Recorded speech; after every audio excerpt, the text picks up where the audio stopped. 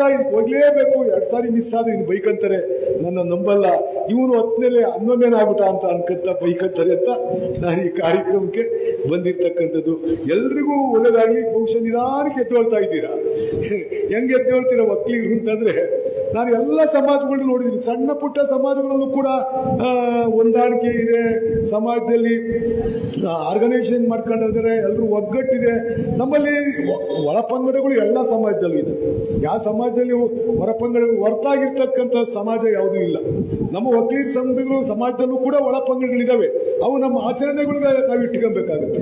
ನಾವು ಒಕ್ಕಲಿಗರು ಅಂತ ಒಂದು ಹೋರಾಟ ಮಾಡ್ತಕ್ಕಂಥ ಸಂದರ್ಭದಲ್ಲಿ ನಾವೆಲ್ಲರೂ ಒಂದೇ ಅನ್ನೋ ಭಾವನೆಯನ್ನ ಇಟ್ಕೊಂಡು ಹೋರಾಟ ಮಾಡಲಿಲ್ಲ ಆದ್ರೆ ಬಹುಶಃ ನಾವು ಮುಂದೆ ಬರಲಿಕ್ಕೆ ಸಾಧ್ಯ ಆಗಲ್ಲ ಅಂತಕ್ಕಂಥದ್ದನ್ನ ನಾವು ಇನ್ನೂ ಇದೇ ಸ್ಥಿತಿಲಿರೋದೇ ಒಂದು ದೊಡ್ಡ ಉದಾಹರಣೆ ಅಂತಕ್ಕಂಥದ್ದನ್ನ ನಾನು ಈ ಸಂದರ್ಭದಲ್ಲಿ ಹೇಳಕ್ ಬರ್ತೇನೆ. ನಾನು 2000 ಇಸ್ವಿಲಿ ಜಿಲ್ಲಾ ಪಂಚಾಯತಿ ಸದಸ್ಯನಾಗಿದ್ದೆ. ಮಲ್ಲಿಕಾರ್ಜುನಪ್ಪ ಅಂತ ಹೇಳ್ಬಿಟ್ಟು ನಮ್ಮ ಒಕ್ಕಲಿಗರು ಮಧುಗಿರಿಯಿಂದ ಒಬ್ಬರು ಜಿಲ್ಲಾ ಪಂಚಾಯತ್ ಸದಸ್ಯರಾಗಿದ್ರು, ನನ್ನ ಜೊತೆಲಿ ಬಂದಿದ್ರು. ನಾನು ಅವ್ರತ ಮಾತಾಡ್ತಾ ಹೇಳಿದೆ, ಅಣ್ಣ ಹೊಸಣ್ಣ ಈ ಸರಿ ಎಷ್ಟು ಕೆಟ್ಟ ಅನುಭವ ಆಗ್ಬಿಡ್ತು ನನಗೆ ಅಂದರೆ, ಚುನಾವಣೆಗೆ ಹೋದಾಗ ನಾನು ಲಿಂಗಾಯತರ ಮನೆಗೆ ಓಟ್ ಕೇಳಕ್ ಹೋದೆ. ಅವ್ರ ಅಂತಂದಿರು ಇಬ್ರು 7 ಎಕರೆ ಜಮೀನಿಗೆ ಕಿತ್ತಾಡ್ಕೊಂಡು ಹೈಕೋರ್ಟ್ ತಕ ಹೋಗಿದ್ರು. ನಾನು ಫಸ್ಟ್ ಅಣ್ಣನ ಮನೆಗೆ ಹೋದೆ. ಅಣ್ಣ ಓಟ್ ಹಿಂಗೆ ಎಲೆಕ್ಷನ್ ನಿಂತಿದ್ರಿ, ಓಟ್ ಹಾಕ್ಬೇಕು ಅಂತಂದ್ರು. ಅಣ್ಣ ಮಲ್ಲಿಕಣ್ಣ ನಿನಗೆ ಹಾಕ್ತಲ್ಲ, ಇನ್ನು ಯಾರಿಗೆ ಹಾಕೋಣ, ಹಾಕ್ತೀನಿ ಹೋಗು ಅಂತಂದ್ರು. ಅದು ಮುಗಿಸ್ಕೊಂಡು ತಮ್ಮನ ಮನೆಗೆ ಬಂದೆ. ಪಕ್ಕದಾಗೆ ಒಂದೇ ಕಾಂಪೌಂಡಲ್ಲಿ ಇದ್ರು. ತಮ್ಮ ಬಂದು ಕೇಳ್ದ, ನಮ್ಮ ಅಣ್ಣನ ಮನೆಗೆ ಹೋಗಿದ್ರೆ ಏನು ಹೇಳಿರು? ನಿಮ್ಮ ಅಣ್ಣ ಒಪ್ಕೊಂಡವ್ರು. ಹಂಗಾರೆ ನಮ್ಮ ಅಣ್ಣ ಒಪ್ಕೊಂಡ ನನ್ನ ಯಾಕೆ ಕೇಳ್ತೀವಿ, ಹೋಗೋಣ ನಾನು ಹಾಕ್ತೀನಿ ಅಂತ ಹೇಳ್ಬಿಟ್ಟು ಕಳಿಸಿವ್ರಿ. ಇನ್ನೊಬ್ಬ ಅದೇ ಥರ ನಮ್ಮ ಕಮ್ಯುನಿಟಿ ಮನೆಗೆ ಹೋಗಿವ್ರಿ. ಫಸ್ಟ್ ಅಣ್ಣನ ಮನೆಗೆ ಹೋಗ್ಯವ್ರೆ. ಅಣ್ಣ ತಮ್ಮರಿಬ್ರು ಚೆನ್ನಾಗವ್ರೆ, ಏನು ಕಿತ್ತಾಟ ಇಲ್ಲ, ಮೇಲ್ನೋಟಕ್ಕೆ ಭಾರಿ ಚೆನ್ನಾಗವ್ರೆ. ಅಣ್ಣನ ಮನೆಗೆ ಹೋಗ್ಯವ್ರೆ. ಅಣ್ಣನ್ ಕೇಳವ್ರೆ, ಹಾಕ್ತೀನಿ ಹೋಗೋಣ ಅಂದವ್ರೆ. ತಿರ್ಗಾ ಅಣ್ಣನ ಹಾಕ್ತೀನಿ ಅಂದಾಗ ತಿರ್ಗಾ ತಮ್ಮನ ಮನೆಗೆ ಹೋಗ್ಯವ್ರಿ. ತಮ್ಮನ ಮನೆಗೆ ಹೋಗಿ ಕೇಳೋ ಓಟ. ನಮ್ಮ ಅಣ್ಣ ಏನು ಹೇಳ್ದ, ನಿಮ್ಮ ಅಣ್ಣ ಹಾಕ್ತೀನಿ ಅಂತ ಒಪ್ಕೊಂಡವ್ರಿಬ್ರು. ಆ ಮಿಂಡ್ರು ಬಿಟ್ಟು ತಗೊಳ್ಳಿ ಹಾಕ್ಸ್ಕೊ ಹೋಗು. ನಮ್ಮ ಒಗ್ಗಟ್ಟು ಎಷ್ಟು ಚೆನ್ನಾಗಿದೆ ಅಂತಂದ್ರೆ, ಅಣ್ತಂದಿರೇ ನಾವು ಅವ್ನು ಕಂಡ್ರು ನಮಗಾಗಲ್ಲ, ಕಂಡ್ರು ಅವನಿಗಾಗಲ್ಲ ಅನ್ನೋ ಮನೋಭಾವ ಇಟ್ಕೊಂಡಿರ್ತಕ್ಕಂಥವ್ರು ನಾವು ಈ ಸಮಾಜದಲ್ಲಿ ಮುಂದೆ ಬರ್ಲಿಕ್ಕೆ ಸಾಧ್ಯ ಆಗುತ್ತಾ ಅಂತ ನಮಗೆ ನಾವು ಕ್ವಶನ್ ಮಾಡ್ಕೋಬೇಕಾಗುತ್ತೆ. ನಾವು ತಪ್ಪಿ ಯಾರು ಅರ್ಜಿ ಹಾಕೊಂಡು ಈ ಸಮಾಜಗಳಲ್ಲಿ ಹುಟ್ಟಲ್ಲ, ಹುಟ್ಟಿದೀವಿ. ಆದ್ರೆ ಈ ಸಮಾಜಕ್ಕೆ ಏನಾದ್ರು ಮಾಡ್ತಕ್ಕಂಥ ಕೆಲಸವನ್ನ ನಾವು ಮಾಡಬೇಕು. ಅಟ್ಲೀಸ್ಟ್ ನನ್ನ ಕೈ ಮಾಡೋಕ್ಕಾಗ್ಲಿಲ್ಲ, ಯಾವನೋ ಒಬ್ಬ ಮಾಡ್ತಾ ಇರ್ತಾರೆ, ಅವನಿಗೆ ಪ್ರೋತ್ಸಾಹ ಕೊಡ್ತಕ್ಕಂಥ ಕೆಲಸ ಮಾಡಬೇಕು.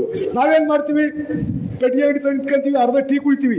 ಈ ನನ್ನ ಮಗ ಬಾರಿ ಓಡಾಡ್ತಾ ಅವ್ನ ಕಡೆ, ಒಕ್ಲಿಗ ಅನ್ಕೊಂಡು ನನ್ನ ಮಗನಿಗೆ ಏನಾರು ಮಾಡ್ಬೇಕಣೆ ಅಂತ ಪ್ಲಾನ್ ಆಗ್ತಾ ಇರ್ತೀವಿ. ಅವನ್ನ ಕಾಲೇಜಕ್ಕೆ ಇದು ನಾವು ಮಾಡ್ತಕ್ಕಂಥ, ಇದನ್ನ ಬಿಡ್ಬೇಕು.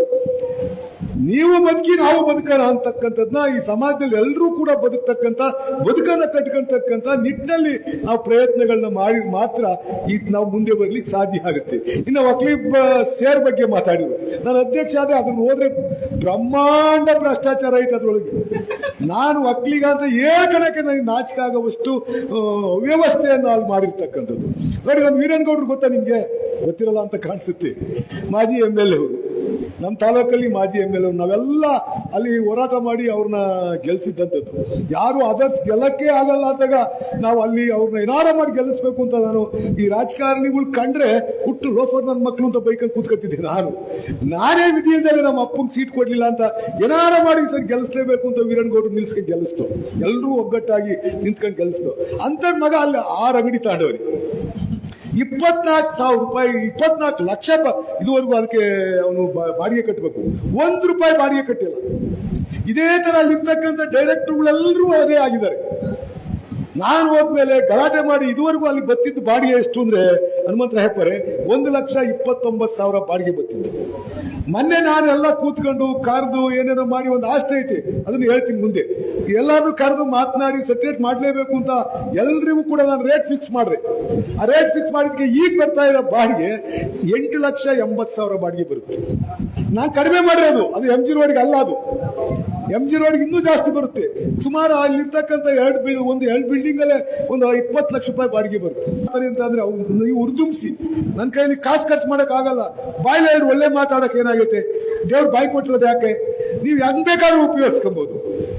ಯಾರೋ ಮಾಡ್ತಾರೆ ಅಂದ್ರೆ ಈ ನನ್ನ ಮಗೇನು ಮಾಡ್ತಾನೆ ಬಾರೋ ಅಂತಾನು ಹೇಳ್ಬೋದು. ಹುಡುಗ ಒಳ್ಳೆ ಕೆಲಸ ಮಾಡ್ತಾನೆ ಕಣೋ ಪರವಾಗಿಲ್ಲ ಅಂತಾನು ಹೇಳ್ಬೋದು. ಅದು 10 ಜನಕ್ಕೆ ಹಬ್ಬುತ್ತೆ. 10 ಜನ ಪರವಾಗಿ ಒಳ್ಳೆ ಮಾತಾಡ್ತಾರೆ. ಅವಾಗ ತಾನಾಗಿ ತಾನೇ ಅದು ಅವರು ಒಳ್ಳೆ ಸದೃಢವಾಗಿರ್ತಕ್ಕಂಥ ಸಮಾಜ ಸಮಾಜ ಕಟ್ಟಲಿಕ್ಕೆ ಒಂದು ಅವಕಾಶ ಆಗುತ್ತೆ. ಆ ನಿಟ್ಟಿನಲ್ಲಿ ಎಲ್ಲರೂ ಪ್ರಯತ್ನ ಪಡಿ, ಎಲ್ರಿಗೂ ಒಳ್ಳೆದಾಗಲಿ ಅಂತ ಹಾರೈಸಿ ನನ್ನ ಮಾತು ಮುಗಿಸ್ತೀನಿ. ಸ್ಪೆಷಲ್ ಲುಕ್ ಬೇಕಾ? ಹಾಗಾದ್ರೆ ನಿಮ್ಮ ಮೊದಲ ಆಯ್ಕೆ ಡಿ-ರಂಗ್ ಮೆನ್ಸ್ ಸಲೂನ್. ನಮ್ಮಲ್ಲಿ hair cut, facial, head wash, head massage ಹಾಗೂ ಬಾಡಿ ಮಸಾಜ್ ಸೇವೆಗಳು ಅತ್ಯಾಧುನಿಕ ವಿಧಾನದಲ್ಲಿ ನುರಿತ ಸಿಬ್ಬಂದಿಯಿಂದ ಅತಿ ಕಡಿಮೆ ದರದಲ್ಲಿ ಲಭ್ಯ. ಗುಣಮಟ್ಟದ ಸೇವೆ, ಸ್ವಚ್ಛ ವಾತಾವರಣ ಮತ್ತು ಗ್ರಾಹಕರ ತೃಪ್ತಿಯೇ ನಮ್ಮ ಆದ್ಯತೆ. ಎಂದೇ ಭೇಟಿ ನೀಡಿ ಡಿ-ರಂಗ್ ಮೆನ್ಸ್ ಸಲೂನ್. ಸ್ಥಳ Mahadeshwara arcade, ground floor, Mahalakshmi Nagar ರಸ್ತೆ, ಶ್ರೀನಿವಾಸ ಸ್ಕೂಲ್ ಹತ್ತಿರ, ಗುಬ್ಬಿ. ದೂರವಾಣಿ ಸಂಖ್ಯೆ 7795838559. ಚಾಲುಕ್ಯ ನ್ಯೂಸ್, ಜನರಿಗೋಸ್ಕರ.